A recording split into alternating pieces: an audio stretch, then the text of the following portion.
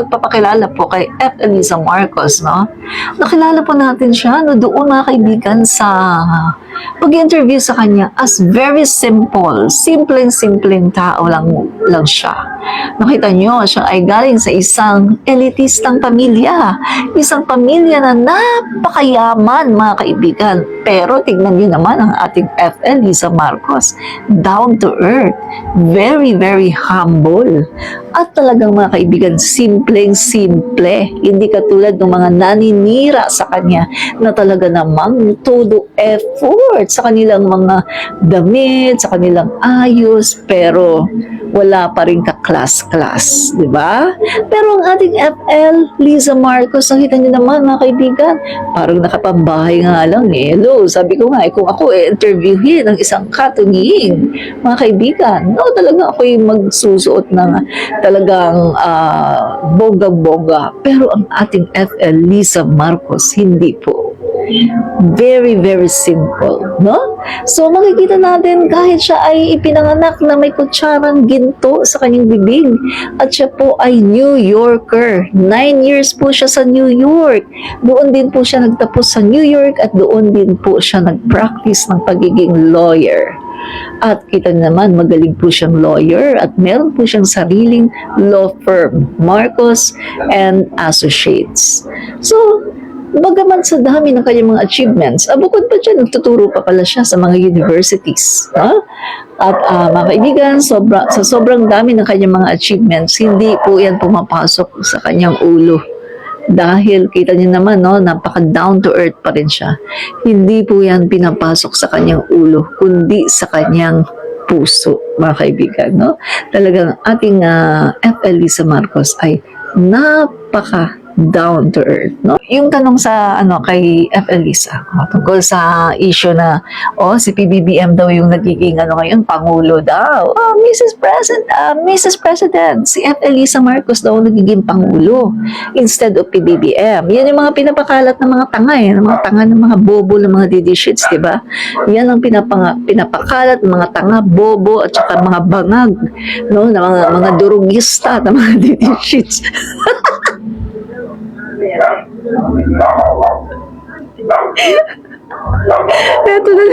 Eto na naman ako. Kanina nagla-live ako sa YouTube, tawa rin ako ng tawa. So, ayun nga mga kaibigan, ulitin ko, no. So, yun yung pinapakalat ng mga bangag, ng mga tanga, mga bobo, ng mga didishits na ang ating presidente daw ngayon ay hindi daw si PBBM, kundi si F. Elisa. Eto naman ang sabi ni F. Elisa. Talaga? Are you sure, mga kaibigan? Mga kaibigan, tanungin daw ang cabinet members ni PBBM kung mini-meeting ba niya yung mga cabinet members, kung pupunta daw ba siya sa meeting. Kasi di ba usually, ang isang pangulo, pupunta ka sa meeting, makikipag-meeting ka, syempre, di ba? Pero ang sabi ng ating F. Elisa, isang beses lang daw siya nakipag-meet sa cabinet members para yayain sila na pumunta sa birthday ng ating Pangulo, Bongbong Marcos. After that, hiyang-hiya daw siya at nagtatatakbo na palabas. At pagkatapos niyan, wala na. As in, wala na. So, Pangulo ba yung ganon? Ayun na ba ang Pangulo sa inyo? Ay, naku mga DJ shits, talagang kayo'y mga bangag, bobo, at ipinanganak na mga utak bulinaw, mga brainless, mga bugok.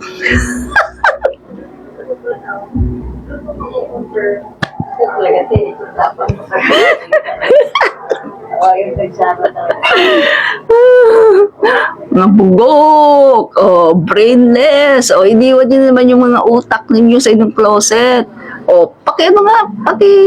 Pakikuha mo ng utak sa inyong closet ng mga bugok talaga kayo, ng mga didishits. So, ito na. So, na-establish na yan na, hindi naman siya Mrs. President dahil never naman siyang nakikimiting sa cabinet members at never naman siya nag-uutos, no? And then, yung issue na, under desire daw ang kanyang asawa. Si PBBM daw ay under desire. Ito sabi ng ating F. Elisa Marcos, no?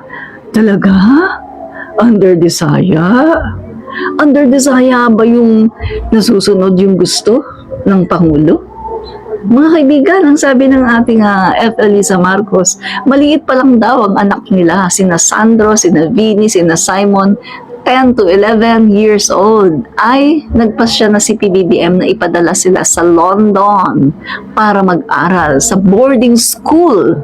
So sabi ni F. Elisa, medyo masakit daw sa kanyang loob na yung kanyang mga anak ipapadala sa boarding school. Guys, feel na feel ko yan. Kasi ako mga kaibigan, yung anak ko, nung maliit pa yung anak ko, ayoko talaga siyang mahiwalay sa akin. Kahit saan ako pumunta, no? Talagang gusto ko palagi ko siyang kasama, naaalagaan. So feel na feel ko yan. Pero dahil sa kagustuhan nga ng ating Pangulo Bongbong Marcos, pumayag siya. Wala siyang magagawa. Yun ang gusto ng ating Pangulo, Bongbong Marcos. So, ipinadala nila ang kanilang mga anak sa London. 10, 11 years old. Ang edad mga ganyang edad. Mga bata pa. So, ang sabi ni FL, talagang tiis lang ang ginawa niya kasi nga, yun ang gusto ni PBBM. And then, mga issue naman na dumbagan, mga pinapakalat naman ng mga loka-loka. Ginombag daw ni F. Elisa si PBBM, vice versa. Ginombag naman daw ni PBBM si F. Elisa. Sabi ni FL, wow! Talagang out of nowhere. Saan ba nila yan nakukuha? Talagang puro lang talaga pag-iimbento. Pero sabi nga ni F. Elisa, may karma yan. Naniniwala siya sa karma si F. Elisa, no? Same with F.L. Imelda Marcos, di ba? Yan din ang stand ni F.L. Imelda Marcos na may karma. Ba, lahat ng ginawa mo dito sa mundo, pagbabayaran mo yan. And look what happened sa mga nambembang sa mga Marcoses. Oh, nasaan sila ngayon, di ba? Kaya antay-antay lang tayo, may karma ang Dutertes. Darating ang karma sa kanila, no? So, eto pa mga kaibigan. So, ayan na. Sabi ni Katunying, anong relasyon mo ngayon kay VP Sara Duterte? Ayan na mga kaibigan, ang sabi ni FL Liza Marcos. I'm always kind to her. Yan. Lagi akong mabait sa kanya. But, she crossed the line. Nagrally sa Davao. Pumunta si Sara. Pagkatapos, sinabihan si PBBM ng bangag ng kanyang ama. Si Sara, na-capture sa camera na nakangiti. Nakita ko nga rin eh. Hinanap ko talaga yung video kasi sabi ko baka naman hindi nakangiti si Sara. May ibang video, no, mga naglabas ng video na yung angle na si Sara, hindi naman siya ngiti-ngiti parang, pero hindi siya nakasimangot. Pero may ibang video rin na nakita ko na talagang nakaganon siya. Nakangiti ang mukha niya. Kasi mga kaibigan, kung kaibigan niya talaga si PBBM at concerned siya kay PBBM, dapat diba nakasimangot siya? Dapat diba hindi siya mag-agree? Pero the fact na siya ay tumawa, diba yun? Ibig sabihin gusto rin niya. Gusto rin niya ang sinasabi ng kanyang ama, Rodrigo Duterte. Diba? So, doon mo lang mga kaibigan, kitang-kita mo na tama naman sa F. Elisa eh. Yung emotion ni F. Elisa ay valid bilang isang asawa. Aba, gawin niya yan sa asawa ko talaga naman. Baka hindi na kayo masikatan ng araw. Diba? Pero sa FL, napakabait. Ilang beses siya nagtimpi. Mga kaibigan, dito kay Sara. In fact, mga kaibigan, parang after that, parang pinansin pa niya pinansin pa niya si Sara eh. Pero parang lately na lang talaga siya talagang napuno ng husto. Kasi mga kaibigan, nung mga panahon na iniwan si Sara, no? Iniwan siya as caretaker. Yun naman yung may rally sa Liwasang Bonifacio. Biro mo ha, iniwan ka as caretaker ng bansa ng iyong bossing pagkatapos. Ngiti-ngiti ka. Ngiti-ngiti ka. Talagang abot dito. Abot dito sa tenga ang ngiti mo. Pagkatapos, sobrang plastic. Kamukat-mukat mo.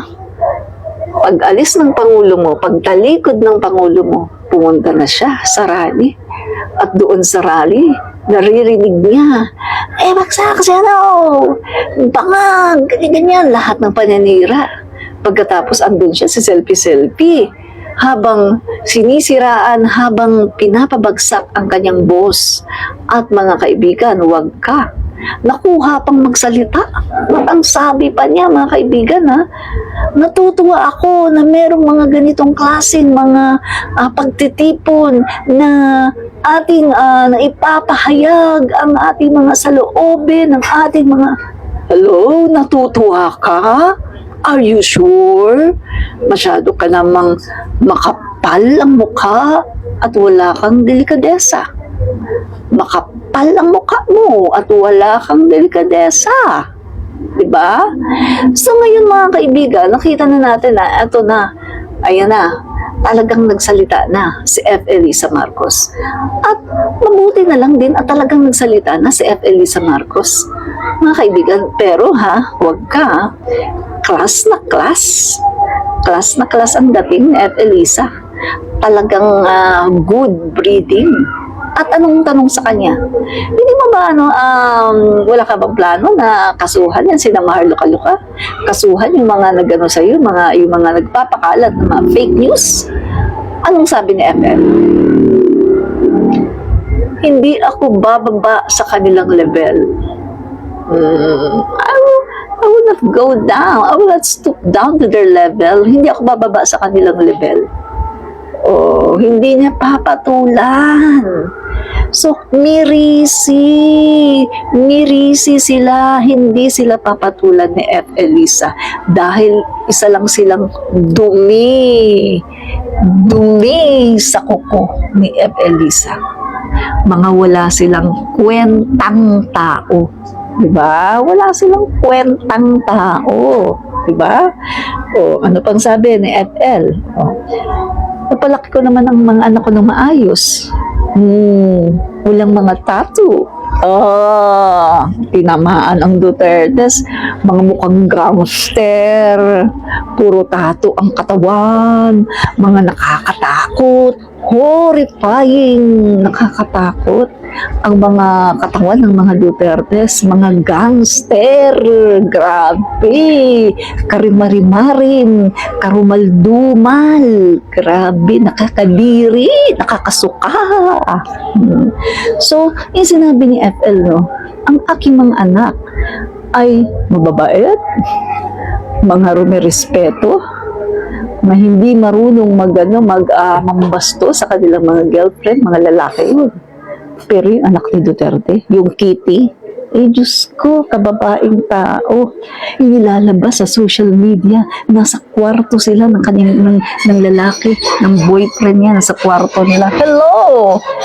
Naniniwala ka ba na yung boyfriend mo, yan na ang mapapangasawa mo? Masyado ka naman liberated. Hello!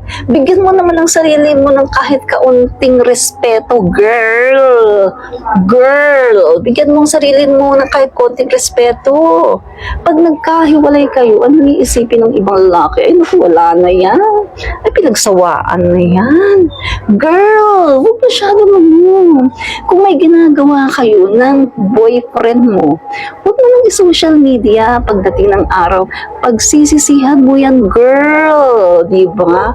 Huwag masyadong liberated, no? Kasi Filipino pa rin tayo. Filipino. Girl! Pagsisisihan mo yan, girl, pagdating ng araw.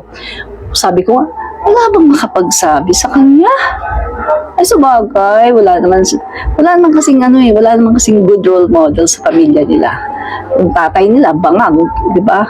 Si Rodrigo, bangag, numero 1. Self-confessed na manyak, di ba? Manyak si Rodrigo eh.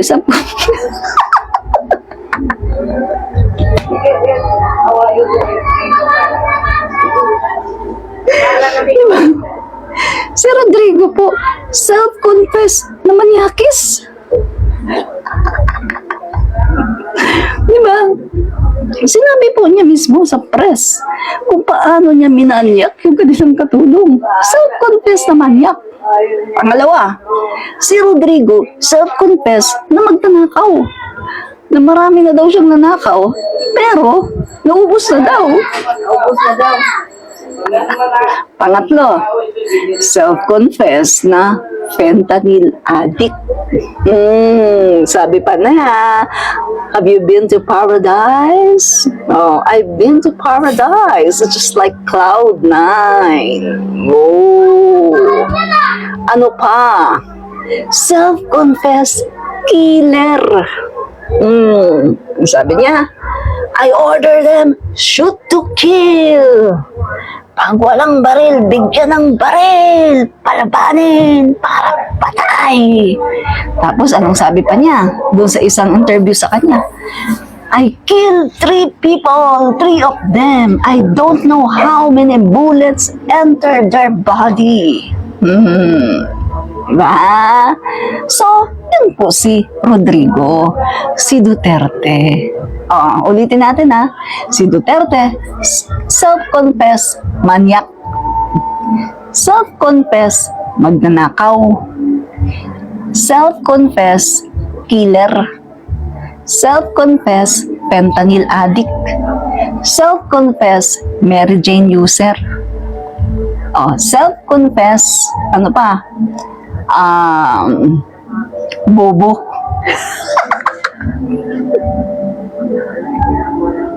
Self-confess bobo. Ay, may susabi. Andali pakita ko sa inyo. Nakita niyo na ba yun? Nakita niyo ba yung ano? Sinabi niya 7 years siya sa high school. Hindi daw siya makapasa-pasa. 75 lang daw, palako lang daw ang hinihingi daw niya sa kanyang guro. Hanggang sa dumating ng yung araw na sa sobrang inis ng kanyang mga guro. Ano ba to si Rodrigo? Matanda na?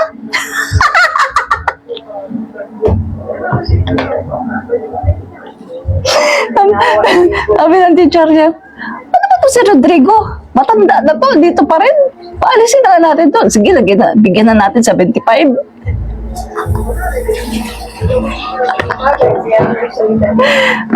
Andali, pakita ko sa inyo Self-confess bugok. Self-confess po yan, bugok si Rodrigo. No? Walang-wala po siyang bitat-bat kay PBBM kasi si PBBM ay naku ang IQ. Genius. Napakatalino. Kita nyo ngayon, hinahangaan talaga ng buong mundo. Genius ang ating Pangulo. Hindi ba kayo proud na nagkaroon tayo ngayon ng Pangulo na talaga namang he set the bar high from 0 now to 100 plus. Ganyan po ang ating Pangulo Bongbong Marcos, no?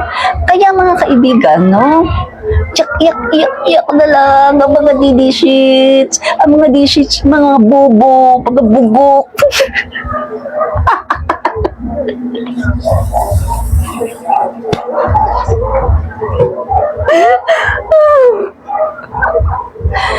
Iyak na lang ang mga DD sheets. Kasi ang mga DD sheets, mga bangag, mga bobo, mga tanga.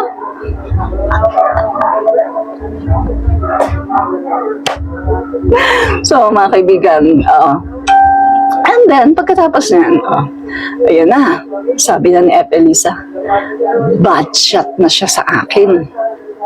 Kasi nga, she's crossing the line. Bad shot na si Saramao, si Sara Duterte.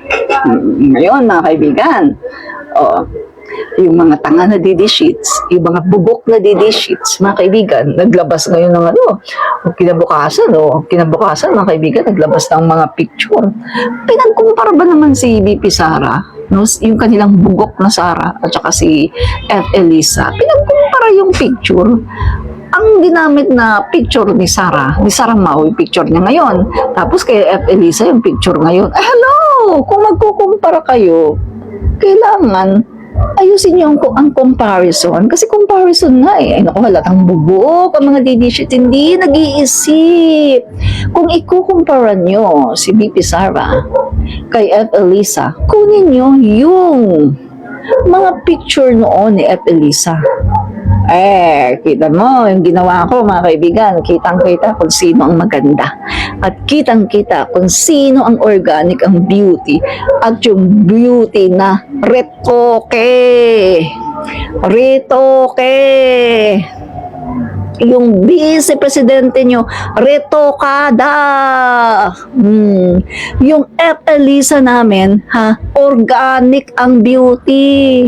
Mayaman siya. Maraming pera, pero organic ang beauty, hindi nagpaparitoke. O, yung saramaw nyo, retokada. Parang kapatid niyang Kitty. Puro ritoke ang buong katawan. O, alam niyo mga kaibigan, dapat pating ugali ni Saramaw, pinaritoke na rin niya, no? Yung ugali niyang pagka-plastic, dapat pinaritoke niya, pinaganda-ganda niya sana yung kanyang ugali para at least hindi lang yung kanyang panlabas ang pinaritoke niya, pati na rin yung panloob kasi yung panloob niya napakaitim ng kanyang budhi, retokadang babae. So, kita niya ha, pakita ko sa inyo. Dito ba yun? Saglit. Pakita ko sa inyo, ha? Saglit, pakita ko sa inyo. Ito yan. Liza Marcos. Very beautiful, awesome, intelligent, and kind. Ulitin natin. Young Liza Marcos. Very beautiful, awesome, intelligent, and kind. The young Sarah Duterte. No comment. Liza is beautiful and intelligent. Sarah? No comment.